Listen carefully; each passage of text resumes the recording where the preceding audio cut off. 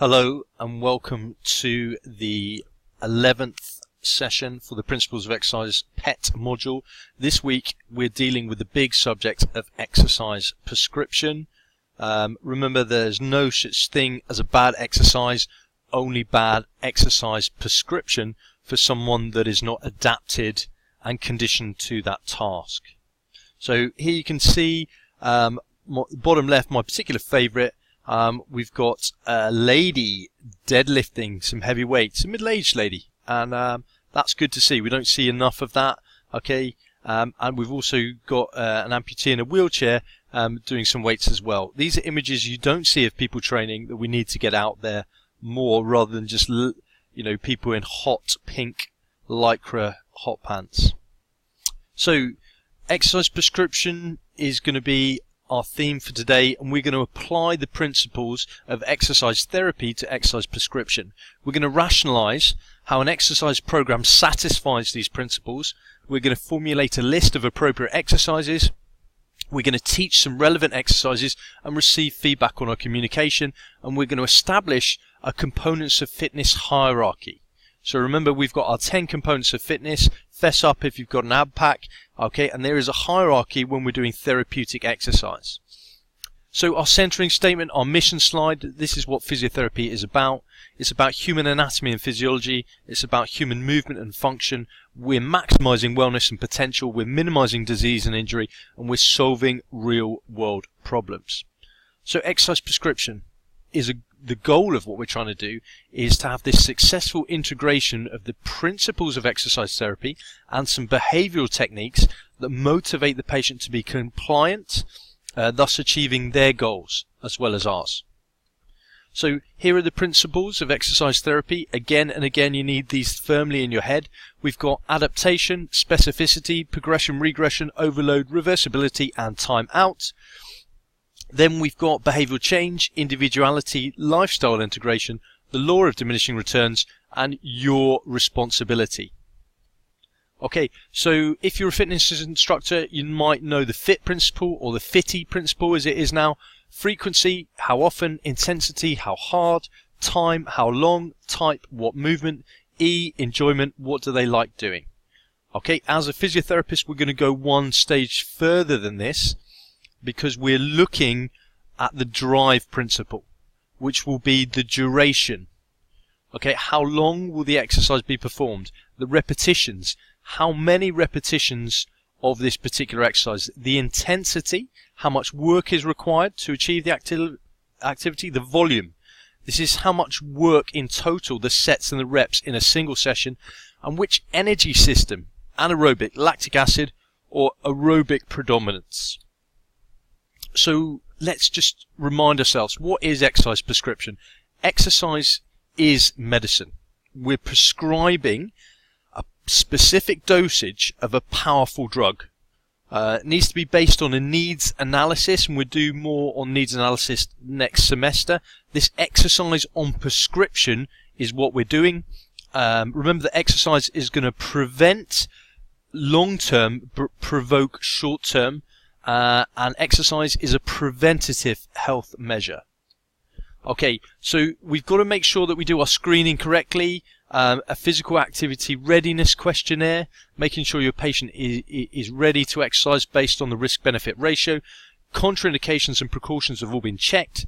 And we're going to cover things like movement screening, such as the single leg squat and the single leg loading program developed here at the University of Salford with Dr. Lee Harrington, Dr. Monroe, and others, to name just a few. So, clinical reasoning is thinking about your thinking. So, we're going to describe what task and what individual. We're going to observe the patient performing the task, and then we're going to link that task, or why they can't do the task, to our knowledge base. Why are they struggling with that particular task? We're going to come up with a hypothesis, okay, based on our experience and the evidence, and then we're going to implement that exercise. So what exercise would help? Is it a motor control issue? Is it a physical fitness issue? Okay, and then we're going to evaluate. We're going to test it and then retest it. Now, if it's a long-term physiological training effect, we're going to have to test it in a couple of months. if it's a motor control issue, we might test it at the end of the session. And does the training effect need to occur before the task can be completed? That's important. So behavioural change is the most important thing. If behaviour doesn't change, nothing changes. So behaviour will drive exercise adherence. If you don't adhere, you don't get results. You cannot get the results of the training you didn't do. So you've got to look at internal personal drivers.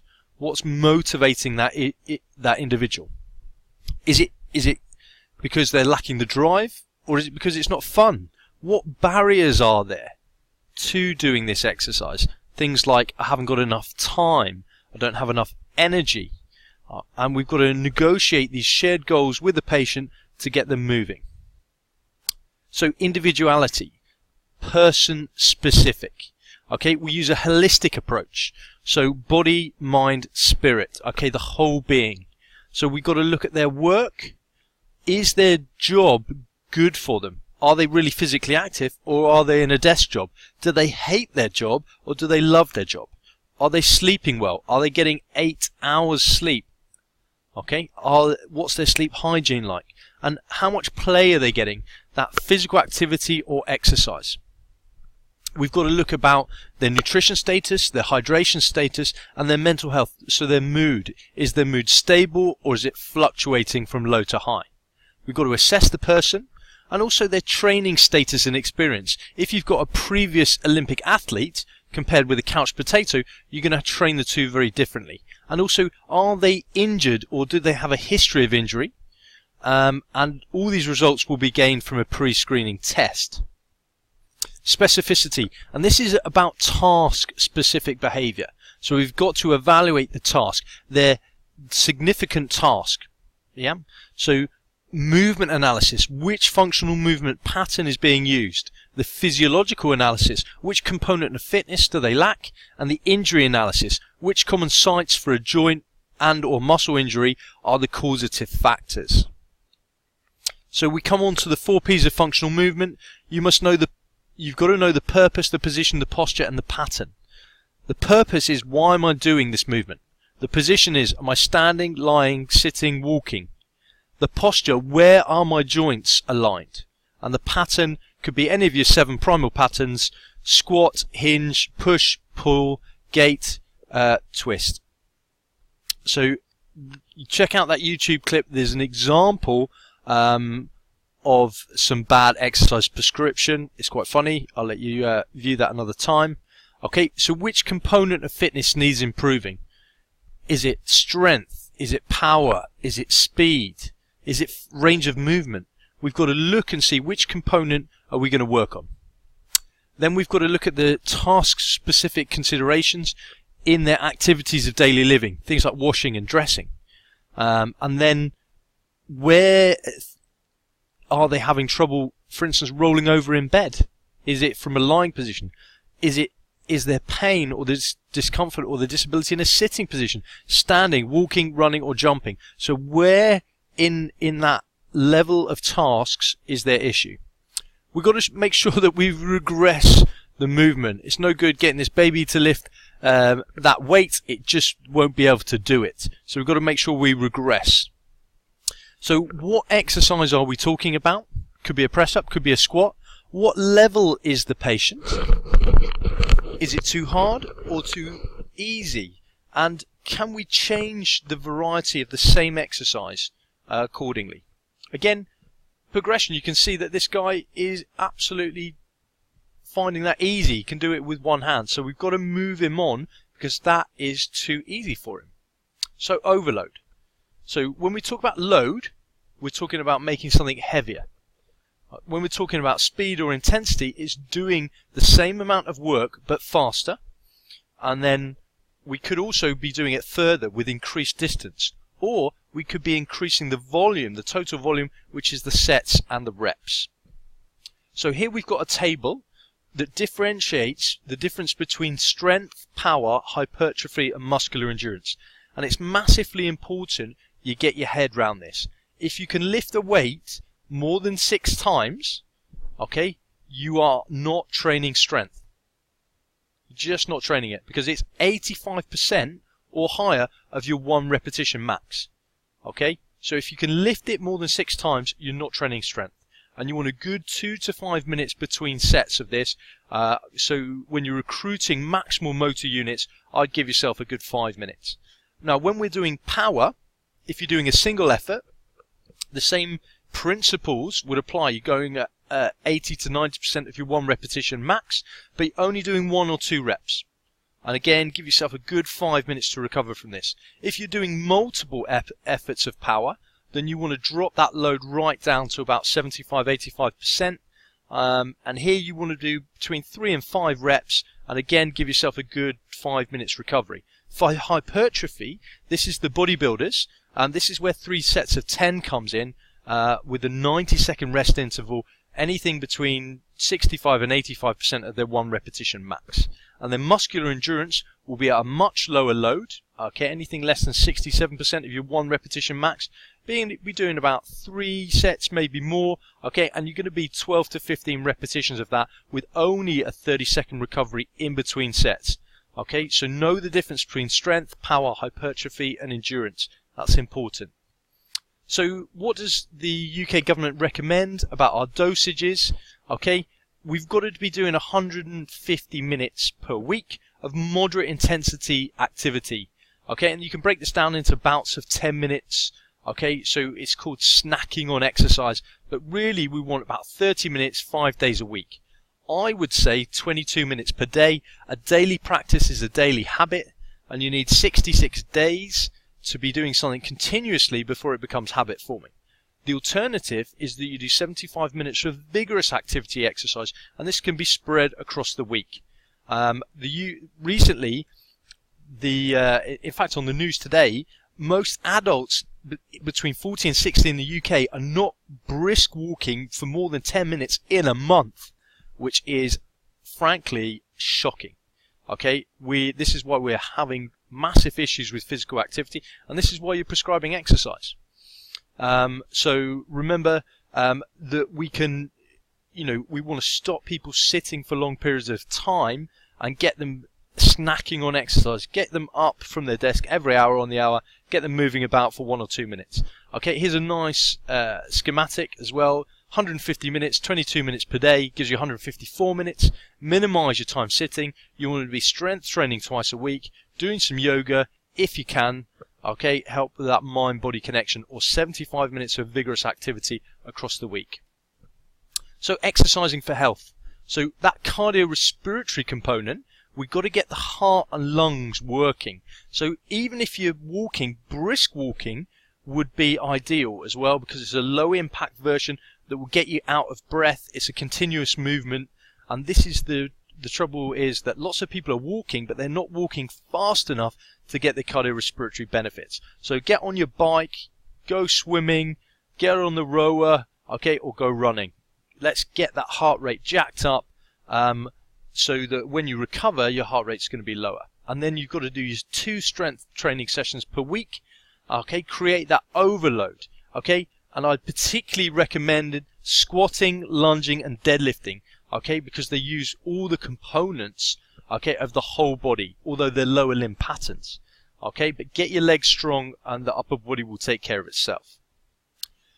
So outcome measures. We haven't really covered outcome measures because we do that in next semester. But I'm going to give you some examples. Knee to wall test for soleus. Single leg calf raise test would be strength endurance for the calf, the gastrocnemius.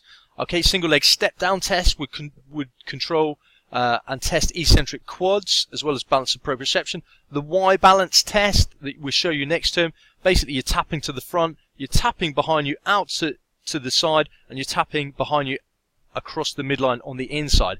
Grip dynamometers, so you're just squeezing as hard as you can, and we repeat that 3 times. And then the functional reach test, where you just stand still and then reach as far forward as you can without falling. So we're going to use the example of sit to stand, because this is a really good example. So what's our behavior? Maintaining functional independence and addressing barriers such as fear of falling in the elderly or those with disabilities. So we've got to get fear out of the equation and give them back their functional independence by helping them to stand up from a sitting position. Okay, particularly if they're elderly and they sit for long periods of time and maybe don't leave the house. Okay, we've got to consider that as the issue, that individual issue. So the task is getting up from a chair. What components of fitness are we going to need? So we're going to have a look at them attempt to get up out the chair. And it might be that they're just not fast enough. They're too slow trying to get their nose over the toes. Okay?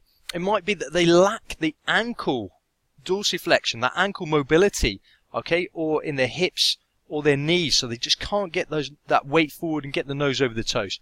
It might be that they're not leaning far forward enough, but they're not accurate enough with their movement, or they might not be able to coordinate leaning forward and driving through the heels at the same time. So we're going to give them a regression if they're struggling, or a progression if they're finding it easy.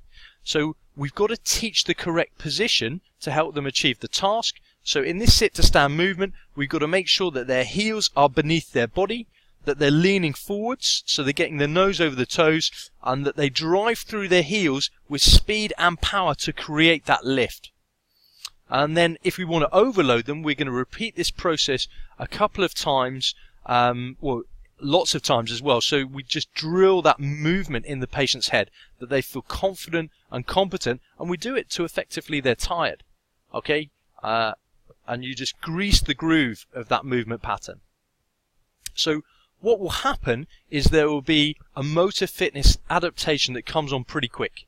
And then there'll be the physical fitness that takes much longer to gain. Okay, that's why you've got to keep pushing it, because if you don't use it, you will lose it. And then recovery. Okay, you've got to make sure that you haven't pushed your patient so hard that he can't stand up and transfer to the commode. Okay, you've got to watch their fatigue levels as well. Okay, but most people will respond to training and be more active rather than fatigued. Reversibility, we talked about this already. Okay, use it or lose it. How often are they exercising? Is it enough to create a training effect? Okay, chances are most people are either undertraining or overtraining. And then the law of diminishing returns, this is where the patient hits the rehab plateau. To get them better is going to take so much longer that we'll just refer them for some maintenance. Okay, my pet hate is trying to solve a movement problem with a fitness solution. Let's not add fitness to dysfunctional movement. Let's work on that movement first and then add fitness. So we've got a components of fitness hierarchy. So if we're dealing with an injured joint, we want to start by regaining full range of movement. Then we want to work on motor control and stability of that joint. Then initially we could work on isolated strength, and when we get stronger, that strength then becomes endurance as we're able to do more reps. We then integrate that into the exercise. So again, you go from strength to endurance, and then you progress with some load or resistance. Once you're strong enough and you've got the endurance, then you can add speed to a functional movement, and then finally you add plyometric power. So what have we learnt at the end of this session? We've revised how to apply the principles of exercise prescription and exercise therapy. We've been able to rationalize how an exercise program satisfies these principles. We're going to formulate an appropriate exercise list, making sure that we do things like progression and regression. We're going to teach relevant exercises and also receive feedback on our communication. And we're going to establish that components of fitness hierarchy so that we're not doing plyometrics, okay, right at the beginning when we should be doing them at the end. Okay, thanks for listening, and we'll see you in the next podcast.